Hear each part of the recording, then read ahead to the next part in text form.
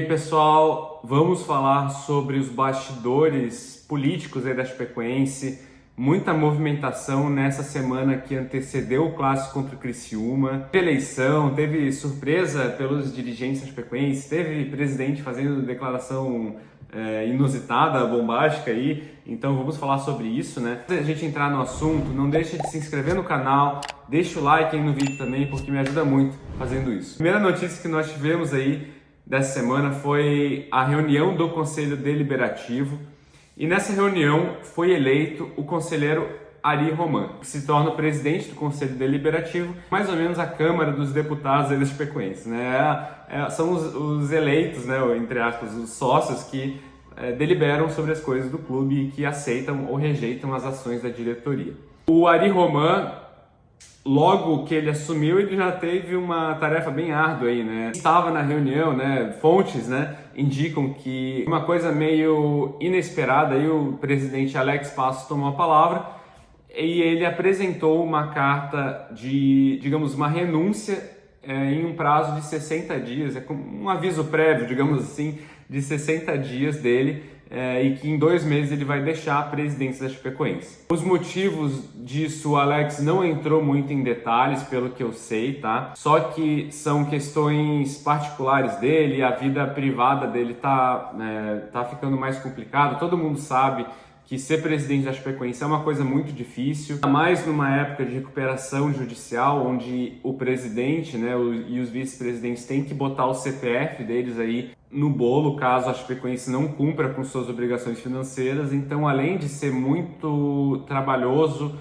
além de ser não remunerado, acho que deveria ser um cargo remunerado. Quantas pessoas já não deixaram de se envolver com a Chapecoense porque não podem abdicar de seus negócios, né, não podem diminuir sua renda familiar. A Chapecoense perde com isso também, né? E ela tem dinheiro para pagar um salário adequado aí para um presidente, nada muito estratosférico, mas tem salário aí, tem dinheiro para pagar um salário bom para um cara se dedicar integralmente, né, no cargo de presidente. De acordo com o Beto Bendito, e sigam ele lá no Instagram, tem muitas informações da Chapecoense também, o Alex entrou em contato com ele para se explicar um pouquinho mais, né, para dar mais algumas informações sobre isso. E de acordo com o Beto, o Alex vai deixar o cargo da presidência justamente por esses motivos particulares aí dele, que a gente não sabe, né, quais são, mas ele deu esse prazo de 60 dias para ele resolver algumas coisas que ainda estão pendentes e que eram, digamos assim, promessas de campanha dele. Como, por exemplo, terminar o Museu da Chapecoense, isso eu acho uma coisa ótima, poder até dar uma renda extra para o clube. Eu acredito, né, que se não cobrar ingresso do Museu da Chapecoense, aí não tem o que fazer, né? É uma coisa sem cabeça. Então eu acredito que vai dar uma renda extra para o clube, apesar de ter sido com dinheiro federal, o que eu não concordo muito, mas é uma coisa que vai ficar para a Chapecoense e é um ativo que se torna interessante também para o turismo da cidade, né? Outra coisa, né, que ele falou, que o Beto comentou, é que ele também quer acabar, né, quer tentar finalizar a recuperação judicial da Chapecoense. Como que ele quer fazer isso? Ele quer fazer uma proposta para quitar imediatamente as dívidas, né? Claro que com um desconto considerável de quem ainda tem essas dívidas. Por exemplo, o cara tem 200 mil para receber em 5, 10 anos. Em vez de 200 mil a gente paga, sei lá, vou chutar um valor aqui, a gente paga 50 mil agora e fica por isso mesmo a dívida, você deixa a recuperação judicial oficialmente, né, aceita o valor que foi pago pela Chapecoense.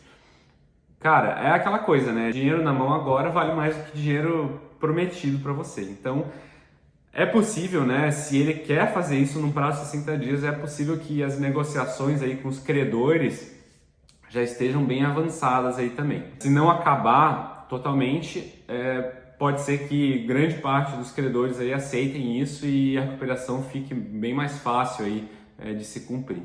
E essa questão da recuperação tem tudo a ver com o próximo tópico, que seria a Chapecoense virar uma SAF.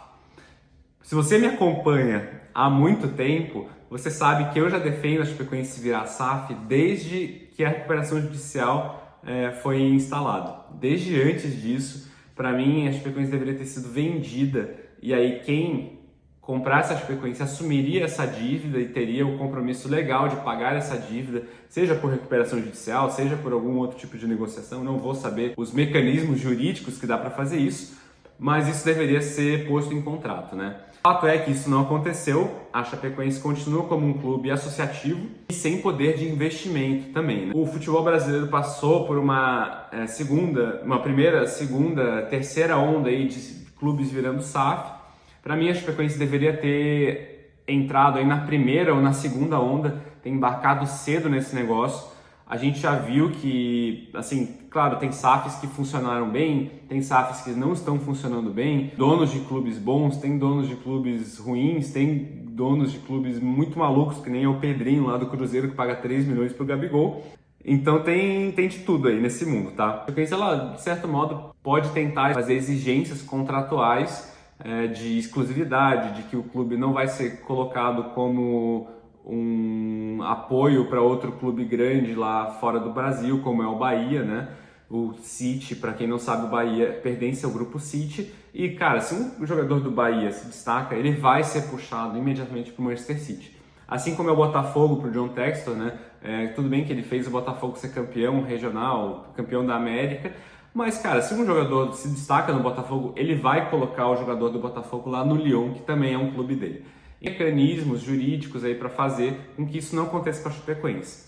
Eu acho que a Chapecoense é um clube que, infelizmente por conta do acidente, teve um ápice midiático muito grande para ser colocado num patamar, digamos, clube que só vai maturar talentos aí para um clube de fora.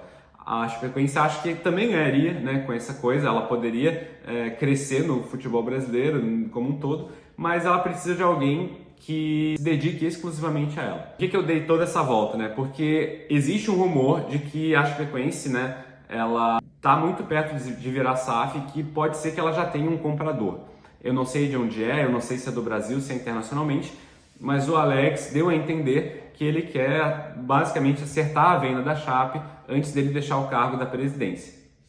Claro que a Chape virando SAF e sendo vendida, o cargo de presidente ele continua existindo, mas ele diminui muito em importância. Isso, né, ele acertar essa venda da SAF nesse prazo de 60 dias, ou pelo menos encontrar um comprador para depois o próximo presidente regularizar essa compra, seria muito bom, muito legal. Eu gostaria muito que ele já fizesse isso. Seria muito benéfico também para a Chapecoense, porque a Chape recebeu o dinheiro das ligas, né, e usou para pagar a sua recuperação judicial. E a partir do ano que vem, esse dinheiro já vai ter secado, né? Então, ano que vem, se a Chapecoense não tiver um comprador, vai ser um ano muito sombrio para a Chapecoense. Prepare-se aí para, aquela expressão, dedo lá e gritaria. A Chapecoense precisa de receita para girar o futebol. A nossa dívida, ela ainda está grande, ela é grande. A recuperação judicial deu uma enxugada muito boa nisso, mas ainda tem dívida. Sem essa receita, esse aumento de receita, o clube se torna inviável, então precisa de um investidor externo. Bom, isso é tudo que o Alex queria, né? Pelo menos falou que pretendia deixar acertado esse prazo de 60 dias. E qual que é a ligação da SAF com a recuperação judicial, né? Em teoria, né, pelo menos o Alex deixou a entender de que se houvesse uma compra da Chapecoense, a Chapecoense virando uma SAF e alguma instituição ou fundo comprasse a Chapecoense, esse comprador não iria precisar arcar com os custos da recuperação judicial. Poderia dar um calote, por assim dizer. Então, o Alex quer honrar os seus compromissos, pagar aqueles que ficou acertado deles pagarem, fazendo essa proposta aí com um desconto maior, mas um pagamento à vista para finalizar essa questão da recuperação e aí poder partir para o próximo passo, que é a venda da SAF. Com essa questão do presidente, aí, como é que ficam os bastidores políticos da Chapecoense, né? O vice-presidente imediato que assumiria a Chapecoense seria o Jaime Bordion. O Jaime, assim, ele é um cara que fica muito mais nos bastidores, ele é um cara que não expôs muito a sua opinião sobre futebol. No pouco tempo que ele expôs agora, na entrevista coletiva, ele falou que o Gilmar Dalpozo é o técnico dele para esse ano e para o ano que vem, o que não me agradou muito, assim, porque como é que você vai dar essa garantia para o cara, né? Imagina, Dalpozo, dá 5 derrotas aí para o Dalpozo para ver se ele não repensa isso aí. Então é um cara assim que... cara, não sei se casaria muito bem. E o novo presidente do Conselho Deliberativo já ficou com essa bomba aí na mão, né? O Conselho ele vai ter que eleger uma pessoa para se tornar o presidente da Chapecoense no resto desse ano, porque teremos eleições em outubro ou novembro aí do fim do ano. Qual seria a coisa mais inteligente que antecipar essas eleições, né? Até o pessoal da Equipe Mais, do Pod Mais aí comentou no último episódio sobre a Chapecoense, e eu concordo completamente, tá? Seria antecipar essas eleições, elege já o novo presidente, ele vai ter tempo de, fazer o que tem que fazer. Se não tiver a venda da SAF, de se planejar para a temporada do ano que vem, que vai ser caótica se não houver a venda da SAF. E você acaba ganhando tempo e não fica com aquela questão de ter eleição, de ter que esperar ter a eleição do clube para aí você começar a montar o elenco, para aí você escolher o departamento de futebol, se o cara não concorda com o departamento que está atualmente. Enfim, vira um caos, a Chapecoense só sai prejudicado. Então a melhor coisa seria antecipar essas eleições, o Alex apontar um sucessor, porque se você não aponta um sucessor, você deixa um vácuo de poder, e vácuo de poder não existe, alguém vai querer tomar esse poder. Muitas vezes, assim, não é a pessoa mais adequada para o cargo. Para mim, o Alex deveria resolver essas pendências que ele tem que resolver, nomear um sucessor, e quando acabar o prazo de 60 dias, ele deixa, dá o seu muito obrigado e tal, faz a transição, acerta com o presidente do Conselho Deliberativo que essa sucessão vai ser realmente feita, vai ser aceita pelos outros conselheiros, e bola para frente, e que vendam logo a Chapecoense. A Chape só tem futuro, né? Só tem algum futuro, na verdade, com a sua venda. Acho que todo mundo sabe disso. Eu já venho falando isso há pelo menos uns 2 anos. Finalmente acontece esse ano, isso nos dê um futuro melhor do que o que a gente está conseguindo enxergar hoje. Muito obrigado por ter assistido o vídeo e nos vemos aí nas próximas rodadas. Valeu!